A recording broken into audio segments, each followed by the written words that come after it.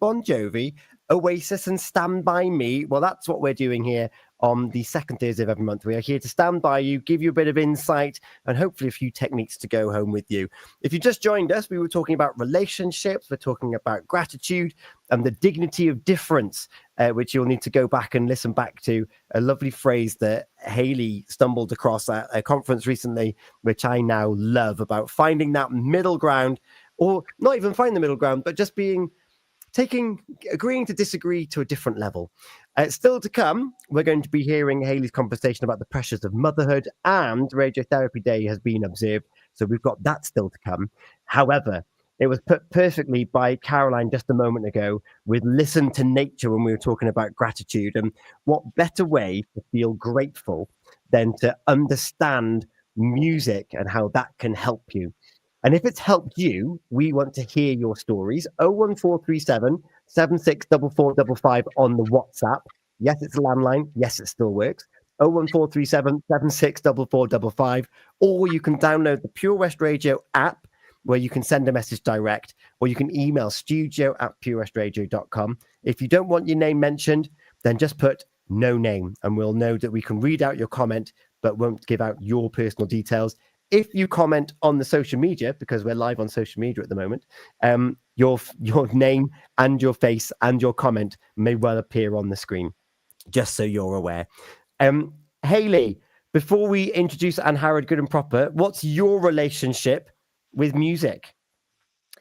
I do like music that takes me back anywhere where it was fun, where I was free from responsibility. But I just love music. That it's so powerful, isn't it?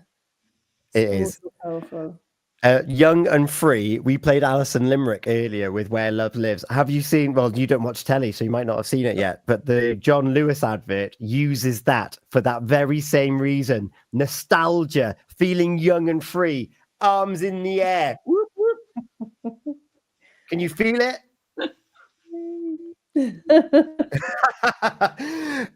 Someone who does feel it and feels the music very regularly and bestows it on groups of people, on individuals of people, and brings up magic in harmonic form, and is going to bring magic to the stage of the Torch Theatre very soon. It's Angharad from Hiraeth Haven. Good evening. Hello. Thank you so much for having me. And that was a lovely intro. Thank you. My pleasure. The last time we were in the same room with each other, we were both creating music in Have a Hub for the Samaritans with your wonderful Gellerswick Community Choir. So give us an overview, Angharad. Who are you and what is it that you do? It's a very, very big question. So my name is Angharad. There we go. I still am a music director, so that is where I've been this evening working towards Evita with Milford Operatic. I'm also a musician, a singer. I've been a teacher. Before I moved back to Wales, I worked a lot in London, working with West End casts, doing musicals, doing tours, all these things. And then I moved back to Wales and kind of reignited, if you like, my passion for community music. So working a lot with community groups, running singing workshops, all these things. And I just thought, you know what, I want to officially be helping people. I was getting a lot of feedback that what I was doing was supportive of mental health, of well-being. And I thought, I just want to know that I'm doing it right. It was really important to me to get it right. So a couple of years ago, I started my master's, graduated this summer with a music therapy master's, which is a full psychotherapy qualification. So it was a very intense few years. But I've been super lucky to have had some supervisors, clinical supervisors here in Pembrokeshire. And then I am a sort of freelance sole trader, but set up the company Hiraeth Haven then to offer performing arts teaching, but with an element of well-being attached and the music therapy. So that's what I'm kind of on the path with now. I'm still a music director, I'm still a musician, but working a lot with community groups as well on like I say, like singing for well-being. All those, like bringing the music therapy and the performing together, which is amazing. It's a really lovely kind of offshoot now of what I do, which I love. So that's me in a nutshell, I think. It's so great. When we were at Have a Hub together supporting the Samaritans, of course, you know that I lead Choirs for Good. Yeah. And the 3 beans on my T-shirt, the first one is Feel Good. And that's because we've done research as to the well-being and the physiological difference of singing in a choir, which can happen to people that have real ill health. So originally, people affected by cancer. We're currently partnered with Parkinson's UK about the impact and benefit of singing, and I am not surprised that you had people coming up to you saying, "We're singing in this group, and this feels good for my mental health." What other kind of anecdotes have you got about people that have come to you, maybe even a little bit reticently, if that's a correct word, and have actually gone away feeling that buzz?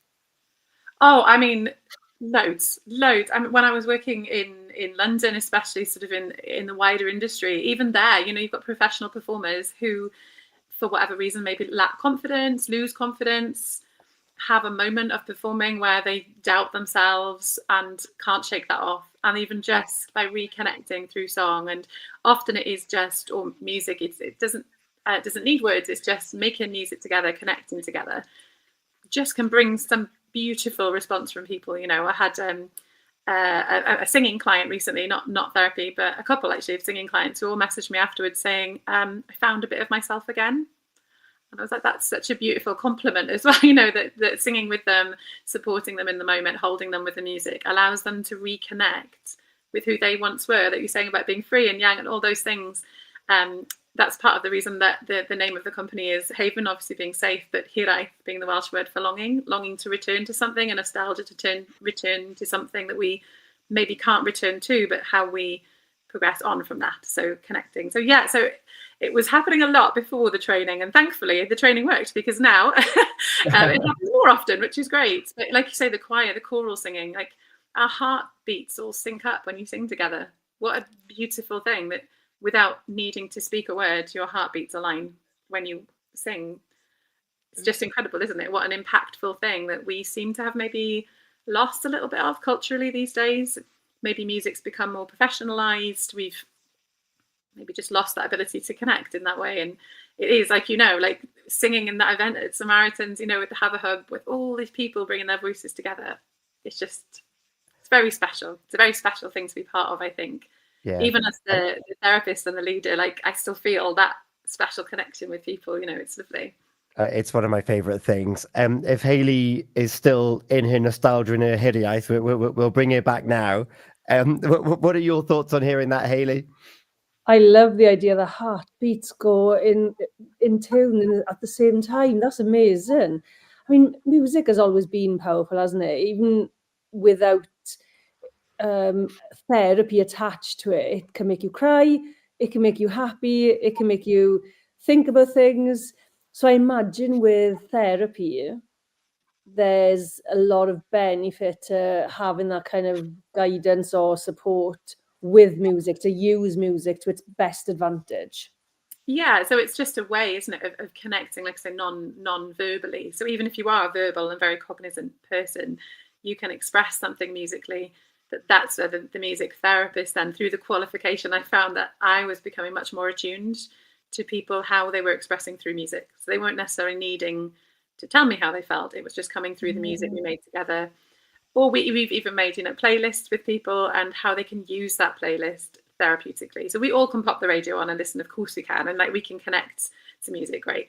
But there are some things that we need that little bit of help to guide us with, isn't there? And it's like you say, whether it's being sad with the music, because that's what we need in that moment. It's not all about making somebody happy, is it? It's about processing our emotion. And yeah, it could be like guiding each other, like I say, through a playlist, or whether it's singing together or improvising music together. Sometimes it can be extremely chaotic, but a really lovely connection, because there's connection within the chaos as well, isn't there? Which is amazing. So yeah, it's been really, really eye-opening to actually do the training as well. And as part of the training, we go through some therapy as well, which has been an amazing process for me. So kind of you have both hats on then, that you've experienced the therapy as well as the therapizing. But what an amazing thing to kind of, connect with yourself. So you mentioned there about some of us are losing touch of that music and how it makes us feel, and there's that something to do with the professionalism of music, where we don't just enjoy things for enjoying its sake anymore, because what's the point if I'm not going to be the best West End star? That there's no point in continuing any further. I'll just full stop. and you see it a lot in sport as well.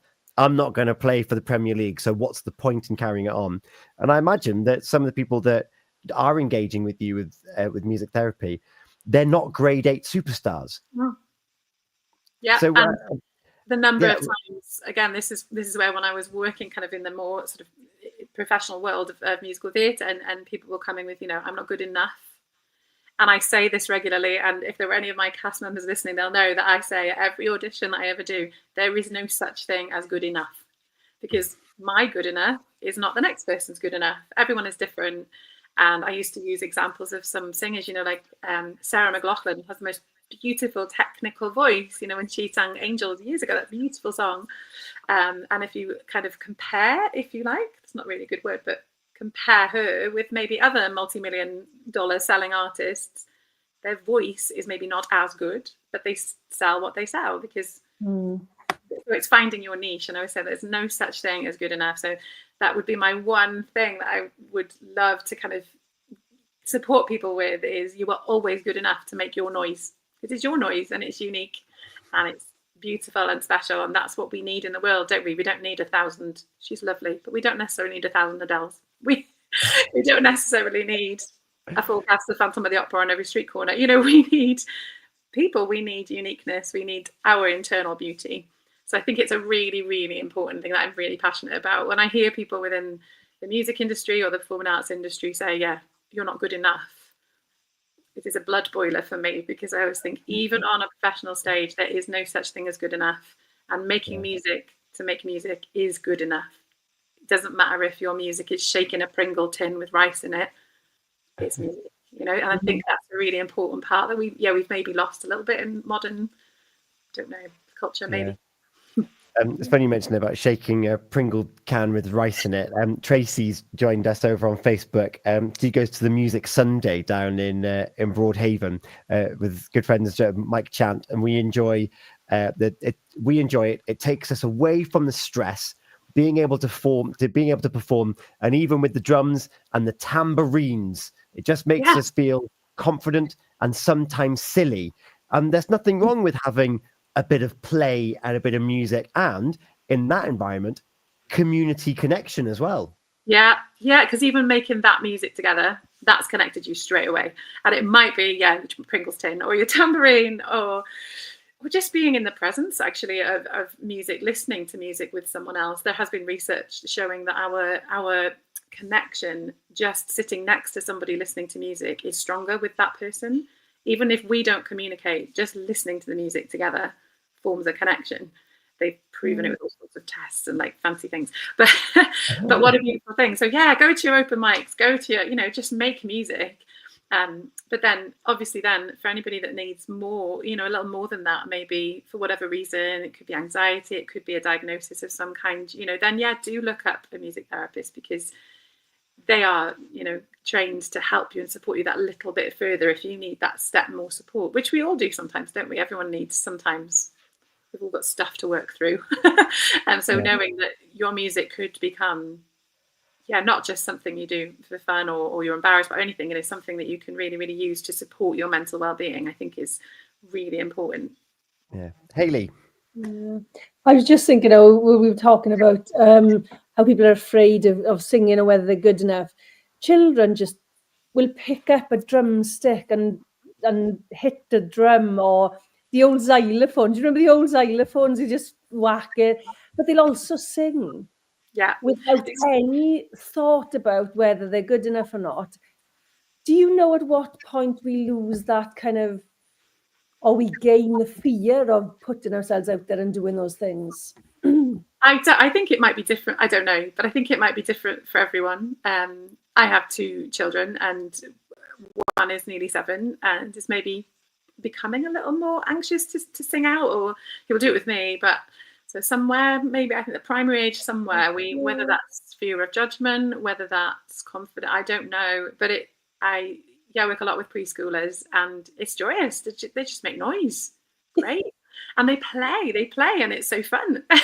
And that just freedom, I think. And that's something that I definitely have always strived to do, whether it's with Milford Operatic, Gellerswick Community Choir, any group that I work with or individually, is trying to create a space that feels comfortable to just make noise in whatever way that is. I mean, even the Have a Hub event. Sorry, Tom, when I put everyone on the spot and made them all sing a warm-up with the choir, but because it just felt right to get the audience going, do you know what? We're here for Samaritans. We're here to support mental health. You can also sing. You're in this. To put an audience on the spot and just get them joining in, and I could see the fear, but it's a lovely thing that just, how I don't know how we magically find that switch, because I am not actually the most confident person myself. Like I perform, and I have performed for a long time, but even things like this, talking, it makes me a little anxious. So I am, I have experienced that level as well, and I do appreciate that it is tricky. But I think if you can find that little moment, even if it's in the car, a safe space where you can start to explore your voice and make sounds. And then, look up a local choir, go along and join. Some people don't want to join a choir, will join a smaller group or a singing lesson. I don't know. Find a way to explore your voice. An open mic, awesome. A karaoke night. Just to explore what that is, because the act of singing, like you say, actually there is clinical kind of supporting evidence that the act of singing and producing sound does help us to come into a place of calm and a place of safety. So, if you are feeling it, try and sing. I've never seen anyone driving with the windows open in the summer, singing their head off, looking grumpy, always happy. Love that image. We often talk actually on the breakfast show about traffic light karaoke. This song, if you're stuck at the temporary traffic lights, this one's for you. If you're at home, the hairbrush. There's a reason, going back to Hayley's nostalgia, that we do these things. It's because it makes us feel good, which is wonderful. But for those of us that might not be feeling good, or we're not in that neutral ground and we need that extra support, what's that distinction between having the confidence to go through the doors for the first time to an operatic society, to a choir, and they recognize that actually I need more. I need the therapy side of music. What's the distinction there, Angharad? I think it is very personal, isn't it, for everybody? So if you do go and you think, I love me, there's something here I want to express, and you still can't, or you just feel in your everyday life that you need more support, that's where the clinical application of a music therapist comes in, really. I often kind of word it to my singing clients, or to kind of advertise, I suppose, that for me, the way that I work, when I'm teaching or MDing, then there's a project. We're aiming for maybe a performance, or we're aiming for pretty vocal, or we're aiming for a project that is musical. Whereas with the music therapy, we're working towards a clinical goal, emotional goal that's just may not be public. It may just be for us to work through something together. And that's where, like I say, that guided person with you can really, really help them to kind of support you and hold you with those emotions. Like I said, it's not about making people happy all the time, as much as that's great.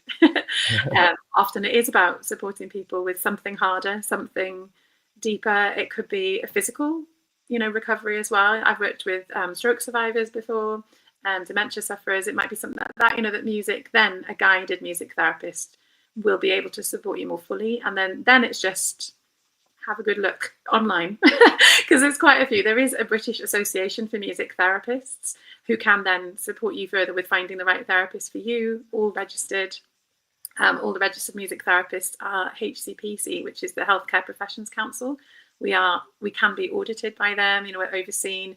That it's a regulated psychotherapy. It's not kind of just some friend down the pub. It's regulated than that. So I think it's about personal choice. That if you feel like I could do with a little more, whatever that is, it might be more confidence. It might be dealing with anxiety. It might be dealing with depression. It might be dealing with attachments. It could be, there's infinite things in any world of therapy, isn't there, that people can support you with. But if music is your healer, if it's helping you, then maybe that's the step then from there. If that, walking through the door isn't enough for you, then maybe that's where you would get in touch then with a therapist to see how they could support you maybe.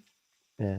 And music is so vast, so it can be utilized in so many different ways depending on how someone presents to you. Yeah. So I imagine that there's no typical session, but can you kind of give us a rough guide as to what people could anticipate if they were to be like, actually, I do need to get this off my chest, off my shoulders. I need to scribe this somewhere. How would you go about that process?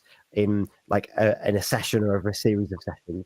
Sure. So it very much, like you said, it's very personal. It depends on the diagnosis, on the person sort of in front of you.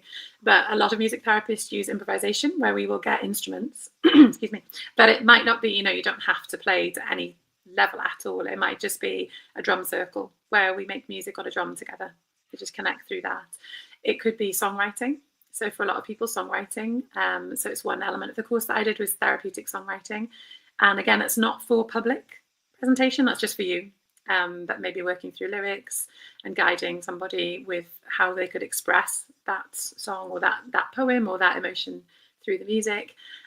Could be playlisting, like I said, together, where we can work on kind of putting music together. If you don't want to make music, either with your voice or with your body or anything, we could then create music together, a playlist that would support outside of the environment.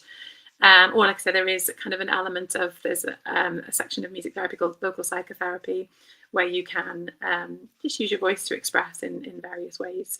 So it is a tricky one to describe. I think you ask some music therapists and everyone has a different answer, because it depends on the presenting sort of client, if you like, and what they need. It's very much adapting to what their needs are.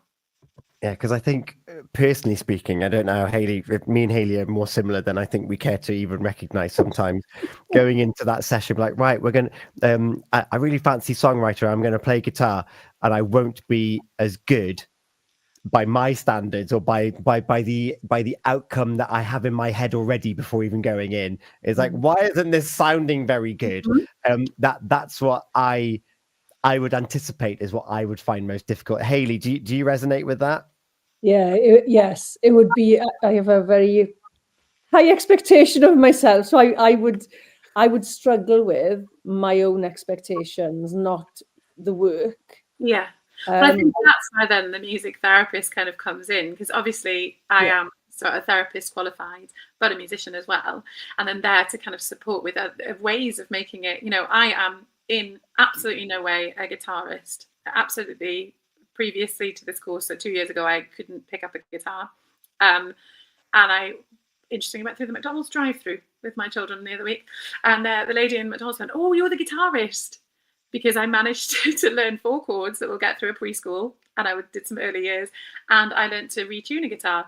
Sorry, guitarists, I know some people hate that, but tuning it into a different form of tuning, which makes it very accessible. And that's, again, something a music therapist could then support with and go, I get that, the sound you're making on this standard instrument isn't what you want, but we can make it other ways. There's no right or wrong. It's about kind of exploring, expressing in different ways. So yes, I'm in no way a guitarist, but do use the guitar a lot because we find other ways. And that was something for me that I found quite a challenge, maybe, training as a therapist, that I'd come from a very classical musical background, was actually a clarinet player. It's actually my trade, and very, very classical. So improvising on an instrument that it was hard, really, really hard. And often it was nice actually on the course to be able to step out and go, this is what it's going to feel like for a client as well. I don't know what to do. And it was and it really helped me find ways. And I found my own actually musicianship has probably improved a little bit with letting go of that. Is it perfectionism or just the idealism of what I wanted to sound like, and just exploring what I could sound like. So yeah, that's where the music therapist could then be there to support you with that and help you with other ways. And for some people, it's even kind of doing technology, so using loops on GarageBand and stuff to create the sound you want.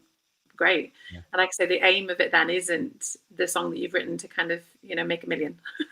It's to use it therapeutically, so you can use all those cheats and you can use all those things that will really, really help. So yeah, it's something to just definitely be aware of, that no one expects anybody to walk into a music therapy room and pick up every instrument and be no. We're all learning, and I've had to play many an instrument that I don't normally play and fumble my way through, and it's been brilliant and really supportive of the clients. So rest assured, it is not expected. Thank goodness. Hayley. Yeah, I'm laughing because my expectations would be I can play in an arena. That would be my expectation. Not that I would, but just that I should be operating at that kind of level. Now, do you know what I'm loving though is the idea that you can do anything with music, that there's so much that can be done, like the writing. So if you're not somebody who necessarily connects with music, but you are good with words, you could do the words and somebody else could maybe match the music to it, or Yeah. you could find the music. I love the idea of being so flexible with what you do in sessions. Yeah, it's really, it was a learning curve doing the training and doing my, I did a lot of placements throughout. So moving through different clients and kind of learning as well to respond in whatever way that client needed and being flexible. Very, very different to obviously the performing arts world, where you're like, you will rehearse this show and it will be exactly what it says on the tin and go. This is not that, which is amazing. Really, really lovely. And like I said, it's actually, I think, has freed me up a little bit with my own performance then to be more explorative, which is lovely. A nice offshoot of it. But yeah, there has been a really lovely project run all over the world, I think now, the Lullaby Project, where they support parents to write lullabies for their children if they've been separated from their children, for example, or if their children are, in hospital. Or there was one version of the project where the parent was incarcerated but was taken away from a young child. So they were able to write lullabies together and then share that with the child. And it's things like that that is so connective and ways to connect. And it could be rapping over me. It doesn't have to be beautifully sung. It's all just very, very bespoke to each client, how what they would need in the moment, really. And of course, you've got your own project now, which you've started looking at antenatal mothers and connection through music through them. Give us an oversight into that. Yeah, is my absolute heart song. And I've been very, very lucky, and I'm super grateful for the Haken and Hubberston Forum have given a grant to cover the rent for the venue for me and some refreshments. So it's anti and postnatal. So I've sort of thought the third and fourth trimester. So expecting families and then new families, would come together, and it could be biological parents, it can be foster parents, adopted parents. Just giving them a space to come to where we make music together, which the babies as young children are with us, but learning to use our voices more, connecting through song, how you can use breath, how you can use song to calm, regulate a child. We started last week, and we've made a playlist together as well, so that those horrendous, anybody with a young child will know, those 3 o'clock in the mornings when you're completely on your own and it's hard. The trenches are hard in families, aren't they? Like when you're on your own in the middle of the night and it's a bad night. And we thought, what, if we can make a playlist maybe that's just there, and in a way we are connected even though we're not together. There's a moment there where you can connect, knowing this is something that we've made together as a calming sound. And yeah, a lot of the ladies said already, we discussed as well using music during vaccination procedures. Awful, where the kids, we need to support our children, they need these vaccinations, but it's a painful procedure and it's hard for everybody. And even just using your voice at that time, which traditionally health visitors, midwives, nurses did, we don't seem to do that much anymore. So it's empowering parents really or caregivers, so not just biological parents, but could be a grandparent, to use their voice to regulate with the child and connect with the child and bond with them. And it's an absolute heart song of mine. And I'm so grateful for the support to get it up and running. So I donate my time every week to do it. And it just is something that I think is really, really important, that we have this connection in the day and age that we live in, where everything is online and we use screens all the time. Actually, our children need connection with us. And through music is one of the best ways for little people to do that. It doesn't matter if you are not a singer. It doesn't matter if you don't like your own voice. I always say, you are Beyonce to your child. And they love your voices to your child. So if we can empower, a few more parents to use their voices to support their child and also support their own needs. It's difficult, it's hard. Forming a new family is really, really hard. And I think things like postnatal depression, anxiety, medical anxiety has risen in the last few years. Anything we can help with. They seem like really simple things, really, but it can be really difficult. So yeah, using music to empower. So we're every Thursday at 1:30 in Haken. And if anybody is in need and wants to come along and join us, they'll be more than welcome, because it's just a really lovely space. And thank you to Forum. There's also money for refreshments. So we have coffee and tea. What more do you need? A good old song, listen to some music, cup of coffee. But it was really important to me, I think, to have that as well, have that moment of connection too. So I lead this sort of musical part of the session, and then just make a cup of tea And it's really nice for, I think, again, when you're stuck in the trenches of being a new parent, and can be quite isolating, can be quite difficult. So just to have that space to sit together and talk in itself is Do they wonderful. need to pre-register for that, or is it just to turn up? How does it work? Pre-register would be great. I mean, if anyone is very, very anxious, just dropping me a message, just so that I know who's coming and I can have resources sorted and things like that. And then if there's any additional need that anyone has, so anxiety or anything, just letting me know beforehand. And I can be supportive of that. So yeah, dropping me a message, an email or a Facebook is great. And I can, just be ready to welcome everybody, because it's a lovely thing, like I say, to engage with families in such a way. And hopefully even learning music at a young age for kids improves their language, improves their reading, all of it. So hopefully it's a tiny drop in a big ocean, but hopefully it might help some people to, feel more empowered, I think is the right way of saying it. So, Hayley. It's taken me back. So I've worked in nurseries and schools and all sorts. So I started my career in nurseries.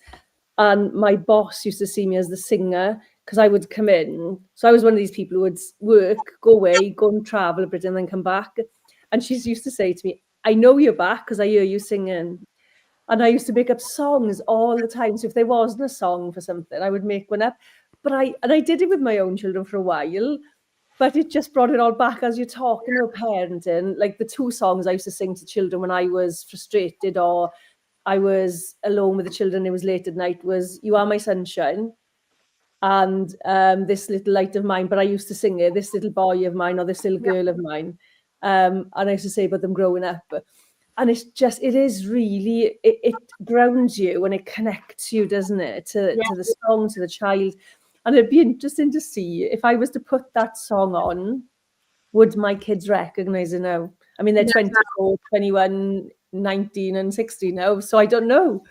Well, I frequently tell the story to the parents that I work with that I think maybe had I known what I know now, I might have chosen a different path when I was pregnant, because when I was pregnant with my eldest, I was working on the UK and New Zealand tour of Madagascar the musical, which was amazing. It was an amazing job to have. I loved every minute of it. However, the song Move It, Move It was played. And my son first started dancing to Move It, Move It when we were in Tech in the Wimbledon Theatre in London, and it was very noisy and loud, and every time Move It came on, he danced. And then once the tour opened, it toured without me, so I just dropped in every now and again to kind of oversee and check everything, and every time Move It, he'd start dancing. And he still loves Move It to this day. So yes, it's music they hear as a baby and in utero, it forms a bond and it takes them back to a place of safety. And so no doubt your kids will remember the feeling of safety when they hear that song. Yeah, I probably would have chosen something other than Move It for mine. But it's a good song. It has a bit of rhythm. It's a great one. Angharad, thank you so much for joining us. So remind anyone who might be listening to this now, if they want to, maybe they don't need the music therapy side of things. So you've got Gellerswick Community Choir. How can they get involved there? Well, Gellerswick rehearses on a Monday evening, and we're at the Hubberston Community Centre, actually. So yeah, they can just come along or drop us a message on Facebook. It's a really delightful group. They are so lovely. It is actually a mixed choir. We tend to have a lot of ladies, but we are a mixed choir. So if there's any gents who want to come join us, please do. Be brave. Come along. I know that feeling. And if there's young families and they want to go for these sessions, also remind us of the days and times of that.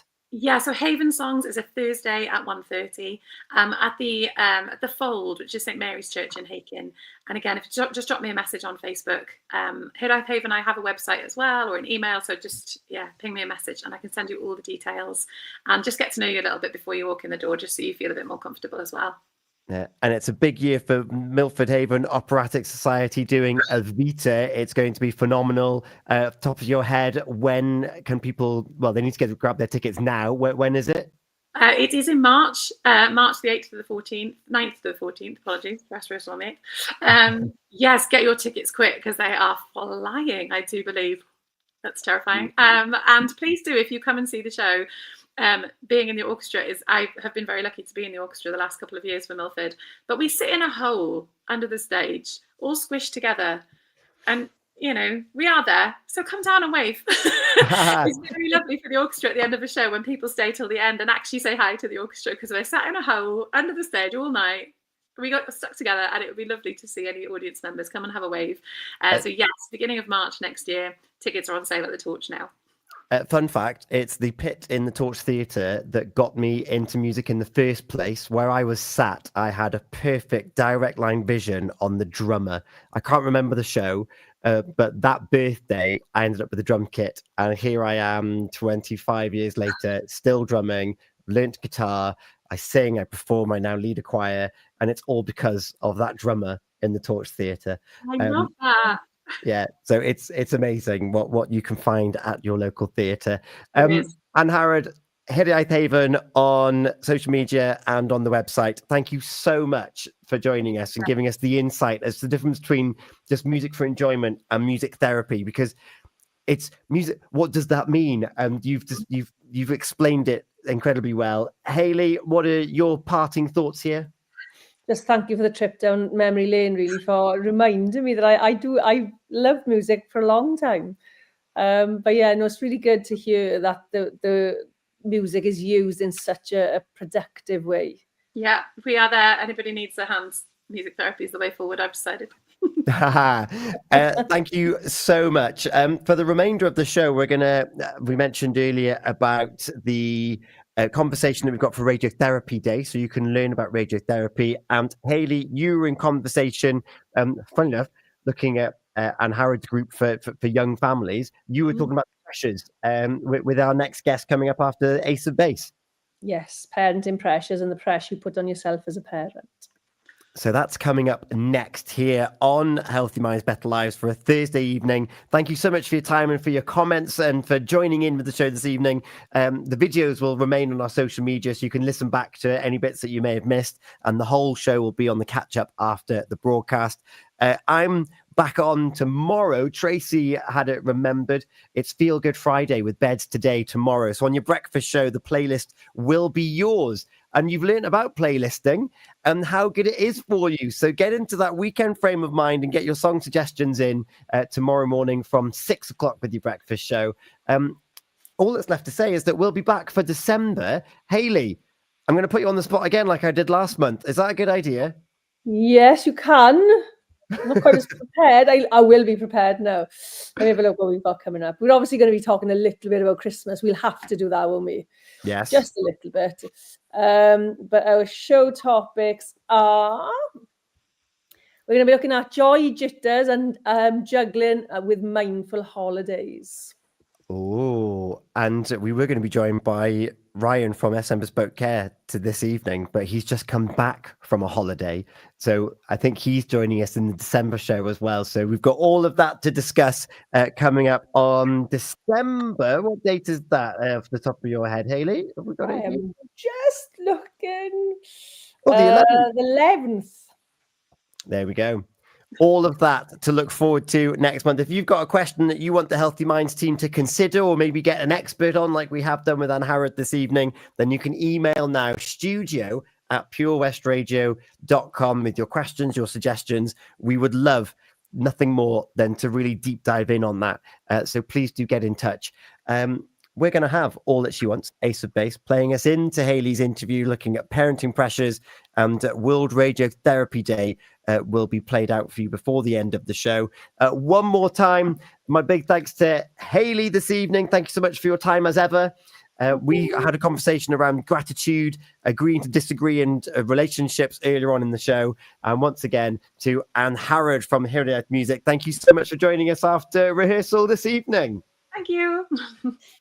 Ace of Base, All That She Wants, plays for you now. It's coming up to 20 to 11. Good night.